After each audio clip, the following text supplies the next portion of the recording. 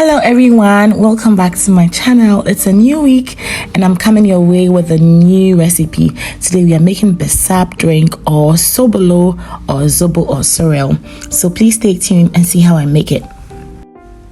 Now to a pan filled with water, I add my washed hibiscus leaves. I'll add other ingredients to this as we move along. I like to add fresh pineapple juice to my drink, so over here I'm peeling the pineapple. I'll blend this and then strain it into the drink later on. If you're allergic to pineapple juice, then you can use orange juice instead. The addition of fruit juice to the drink gives it a very fruity kick.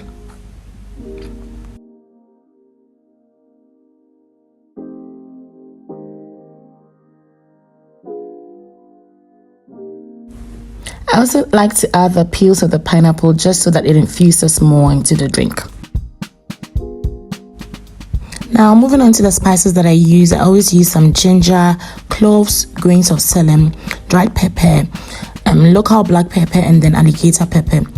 I recommend that you do not blend the grains of celery. I forgot, I added it to my blender here, but then I removed them later on. So please don't blend that or else you end up with very bitter Bissap in the end.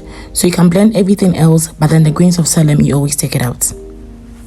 And also the chili pepper that I added is optional. If you don't want spicy drink, please don't add that, okay? So here's the grains of celery that I took out earlier. I'm adding them whole, that way I don't end up with bitter Bissap when it's ready. So I also add the blended spices. I'll give it a good stir and then I'll leave it for it to boil.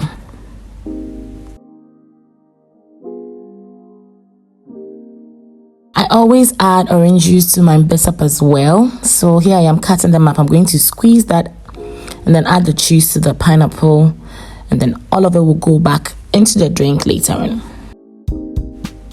One thing I love about this drink is that you can add anything and everything to it, if you will. It can be anything fruity, different types of flavoring. You can always play around and see what you like best. Come to think of it, the next time I make this, I'm going to add passion fruit just to see how it tastes. That'll be very interesting. The addition of fresh mint also elevates this a lot, but then I didn't have any on hand on this day. So if you do, you can always add some. So once I realized that the Bissap has boiled, I just turn off the fire and then I'll move on to the next stage.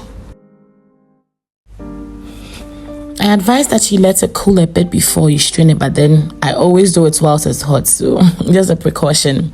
So I'll strain it the first time, then I'll come on with a finer sieve and then strain the second time.